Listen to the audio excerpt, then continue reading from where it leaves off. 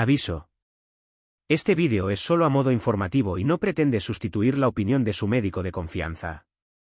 El autor de este vídeo no se hace responsable del uso que cada uno haga con la información aquí compartida.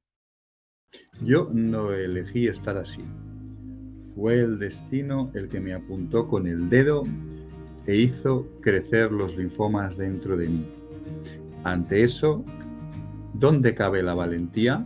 Es más bien cuestión de supervivencia, de que tu propio cuerpo desarrolle los sistemas necesarios para seguir.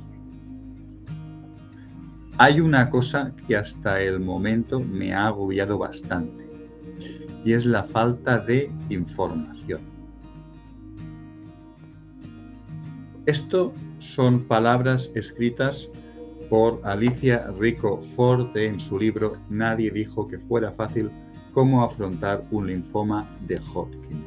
Este libro lo encontré en la biblioteca porque una de mis seguidoras, a quien dedico este vídeo, Natalia Montero, me preguntó, después de haber hecho la clase de la sangre y de los sistemas de equilibrio o mal llamados de defensa, me dijo, ¿podrías hacer un vídeo sobre el linfoma de Hodgkin?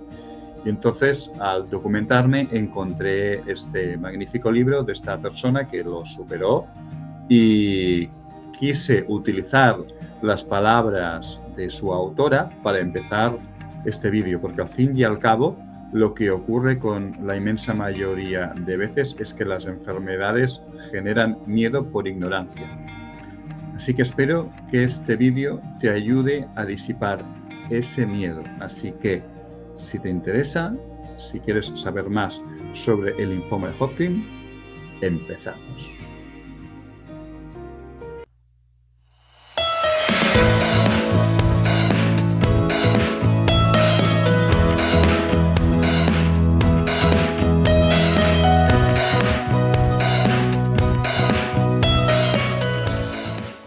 Como siempre, dedicaré este vídeo a la empresa Preinfa, empresa de prevención de riesgos laborales, que me ayuda a hacer ese trabajo.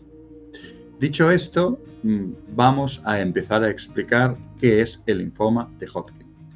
El linfoma de Hodgkin, tal y como lo define la Mayo Clinic, es un tipo de cáncer que afecta al sistema linfático, que es parte del sistema inmunitario del cuerpo, que se encarga de combatir los gérmenes.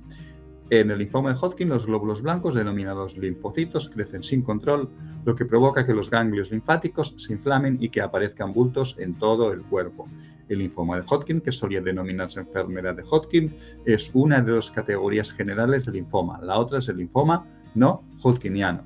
Si queréis saber más sobre los glóbulos blancos, los glóbulos rojos, etc., no os podéis perder mi clase que hice sobre este tema, que os voy a poner aquí una etiquetita aquí encima. El linfoma o enfermedad de Hodgkin tiene los siguientes signos y síntomas. Entre signos y síntomas de linfoma de Hodgkin se pueden incluir los siguientes: hinchazón indolora de los ganglios linfáticos en el cuello, las axilas o la ingle, fatiga persistente, fiebre, sudoraciones nocturnas, pérdida de peso de forma no intencional, picazón intensa y dolor en los ganglios linfáticos después de beber alcohol. Asimismo, la clasificación que se hace de este linfoma se divide en 4 estadios, tal y como lo explica Ann Arbor y que Alicia Rico lo explica también en su libro, que nos dice que el estadio 1 hay una afectación de una región ganglionar, en el estadio 2 hay afectación de 2 o más regiones ganglionares en el mismo lado del diafragma, en el estadio 3 o afectación de varias regiones ganglionares a ambos lados del diafragma y el estadio 4 o afectación de uno o más órganos extralinfáticos como el hígado y o la médula ósea. ¿Cuáles son las diferencias entre linfoma Hodgkin y no Hodgkin? El linfoma Hodgkin se produce en los linfocitos, mientras que el linfoma no Hodgkin se produce en cualquier tipo de glóbulo blanco. Y para eso os quiero enseñar esta imagen que le debo dar las gracias a Patricia Rodríguez, que me facilitó la imagen de fondo y yo la he completado para que podamos explicar cuáles son las diferencias entre uno y otro. Todas las células sanguíneas vienen de una célula madre original. Esta célula madre original dará 2 tipos de células, una que es la mieloide y otra que es la linfoide. de la célula madre mieloide se van a formar los glóbulos rojos, las plaquetas, y un tipo de glóbulos blancos que son los eosinófilos, neutrófilos y basófilos. Estos tipos de glóbulos blancos se van a encargar, de unos mecanismos de defensa concretos. Los neutrófilos son los que nosotros cuando vemos pus son los que han hecho su trabajo de eliminación de sustancias extrañas. Los basófilos son los que liberan la histamina, que es una sustancia muy importante y que en el vídeo que os acabo de recomendar veréis la importancia de la histamina, y la heparina, que es un anticoagulante natural, y los eosinófilos se encargan de ayudar a eliminar aquellas enfermedades que desarrollan gusanos. Pero el que nos interesa es el linfoma de Hodgkin, que afecta solo a los linfocitos, concretamente linfocitos B y linfocitos T, que son aquellos tipos de glóbulos blancos que se encargan de producir anticuerpos. También en el vídeo que os acabo de recomendar y que también os pondré en la descripción aquí debajo, podréis ver qué significa todo esto.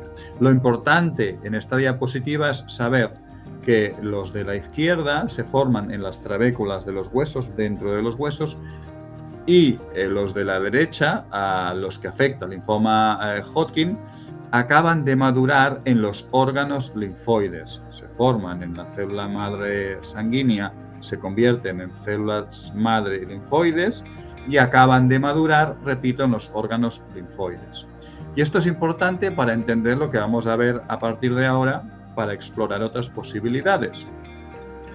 Recordemos que el cuerpo humano se desarrolla a partir de un embrión.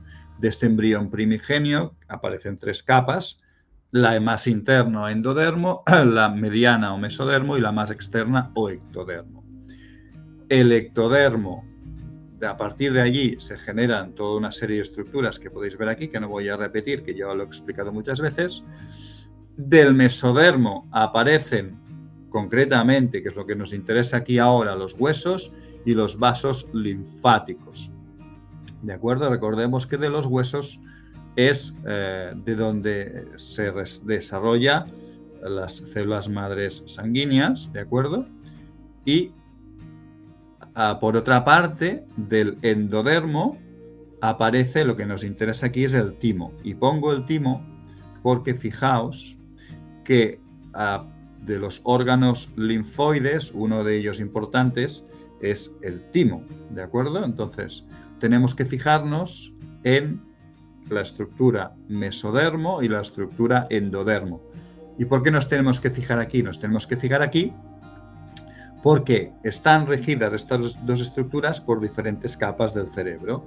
El mesodermo por la médula cerebral o el cerebelo, que es el cerebro límbico emocional mamífero, que es un cerebro que se encarga de proteger todo lo que sería la parte como egoica, y el endodermo tiene que ver con el cerebro reptiliano, tiene que ver con el tallo cerebral, tiene que ver con aquellas reacciones instintivas de protección, de reproducción.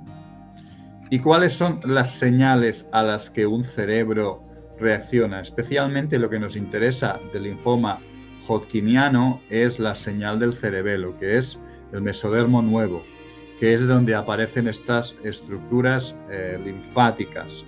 Y nos dice, cuando un ser humano siente que no está lo suficientemente protegido, que necesita protección, saltan mecanismos de protección. Entonces, esas estructuras con las que está relacionado empiezan a trabajar para dar respuesta a ese sentimiento de poca protección. Y el tallo cerebral, que tiene que ver con el endodermo, que tenía que ver, vamos a volverlo a ver otra vez, con el timo, son aquellas sensaciones de que yo quiero vivir mi vida, que siento que no estoy viviendo lo que yo realmente quisiera vivir en mi vida.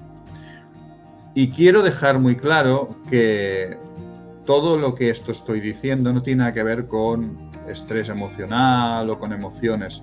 Tiene que ver con un conflicto biológico, que en un momento dado la persona ha sentido algo de manera abrupta inesperada, que lo ha vivido en soledad, que no lo ha podido compartir.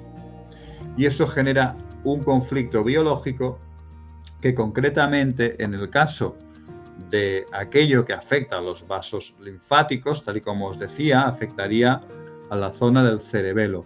Y en este caso es un conflicto de desvalorización, o no poder transportar o limpiar algo, o no poder deshacerse de una carga pesada o de algo molesto. Esto puede ser, muchas veces tiene que ver con relaciones humanas, de tu entorno familiar más cercano, que es como una gran carga que a ti es un gran peso y que no sabes cómo deshacerte de ello. ¿Sí? ¿Qué es lo que ocurre? Que el cuerpo, cuando se encuentra una situación como esta, intenta deshacerse ¿cómo? Activando el sistema nervioso simpático, poniéndose en activo. Y en ese momento, después de ese proceso de conflicto biológico, el cuerpo humano está en simpaticotonía. Pierde el equilibrio y de golpe empieza su cuerpo a trabajar para deshacerse de aquello. Y llega un momento en que cuando entras en vagotonía, o sea, cuando uno ya se siente relajado, tranquilo, que está en un entorno que se siente bien y que ya su cuerpo puede empezar a trabajar, es cuando hay la multiplicación celular, que en este caso, por ejemplo, las células sanguíneas empiezan a multiplicarse de una manera muy rápida, en este caso el linfoma Hodgkin. ¿Por qué? Porque entra en un estado de vagotonía y además en esta etapa suele haber una fase exudativa en la que la persona suele ir a orinar muchísimo. Y una vez todo esto, cuando lo conocemos, cuando ya estamos tranquilos, cuando ya sabemos que esto es un proceso normal y natural, entonces hay la fase restitutiva y ya se acaba de curar el cuerpo humano solo. En medio suele haber habitualmente una crisis epiléptica, que es cuando hay reacciones tipo epileptoide. Y además, una de las características típicas es que cuando estamos en plena simpaticotonía, cuando el cuerpo está trabajando para deshacerse de ese conflicto, primero tiene las manos frías. Pero cuando ya el conflicto está solucionándose, una manera interesante de ver si me estoy solucionando un conflicto es ver que mis manos están calientes. En este sentido, es muy interesante leer las páginas 37 y 50 de este libro de Alicia, porque nos explica, fijaos qué interesante, como un año antes, justo un año antes de ella desarrollar este conflicto biológico en forma de linfoma de Hodgkin, nos dice, hace justo un año por estas fechas estábamos en Londres buscando unas chanclas o alfombrilla de ducha de forma desesperada por Notting Hill, paseando por Camden, perdiéndonos por el albergue, demostrando que 4 personas que pueden entrar a la vez en una cabina telefónica, pasando un frío tremendo, comiendo en el sitio, bebiendo Coca-Cola Cherry, comiendo yogures raros, jugando con las sábanas, pero sobre todo demostrando que 5 personas que casi no se conocían pueden complementarse al máximo, pasar unos días estupendos y volver con millones de recuerdos, de complicidad y de ganas de hacer cosas juntas. Aquí un cuerpo es cuando entra en vagotonía, es cuando empieza a sentir que se lo está pasando bien. Y ahí es cuando el cuerpo entra en ese proceso que os comentaba hace un momento. Y además en la página 50 nos dice que hace en su libro, dice 31 de diciembre de 2006, Nochevieja, balance 2006. Entonces hace todo un balance de los viajes que hizo en ese periodo, un año antes, y finalmente nos acaba diciendo, después de todo ese periodo en que se lo pasó tan bien, dice, a partir de ahí ya empezaron los dolores, los médicos, el cansancio y los hospitales, las dudas, los miedos y el dejarlo todo a un lado para empezar a luchar. Y es que a partir de ese momento es cuando su cuerpo empieza a reaccionar, cuando los médicos se asustan y cuando, con muy buena intención, intentan aplicar tratamientos agresivos, como por ejemplo la quimioterapia. Como podemos ver en este trabajo del año 2004, se pudo observar cómo la tasa de supervivencia de personas que pasan por procesos de quimioterapia a los 5 años suele ser entre un 2,3 a un 2,1%.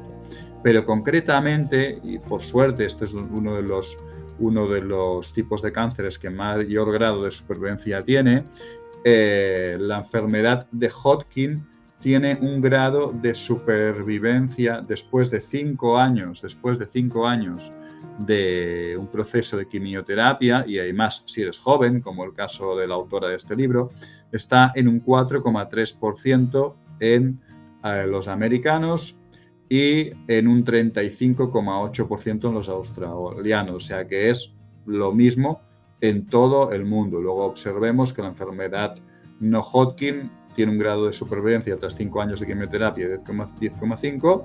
En Estados Unidos y en Australia tiene exactamente el mismo. También debemos recordar que cuando hay quimioterapia, entonces, tanto el linfoma Hodgkin como el mono Hodgkin, hay entre un 10,5, que sería el menor grado de supervivencia, el linfoma no hodgkiniano, con el mayor grado de supervivencia del hodgkiniano, que sería un 40,3. Aunque se sabe que las personas que han sido conscientes de todo esto que os explico y no han querido pasar por procesos de quimioterapia, suelen sobrevivir a ese proceso en un 95% de los casos. Y nada más, no pretendo convencerte absolutamente de nada. Te pido que por favor pases esta información por tu corazón, por tu cerebro y veas si te resuena, si has pasado por este proceso, si conoces de alguien que haya pasado por él. Mira a ver si lo que acabo de explicar para ti tiene un sentido.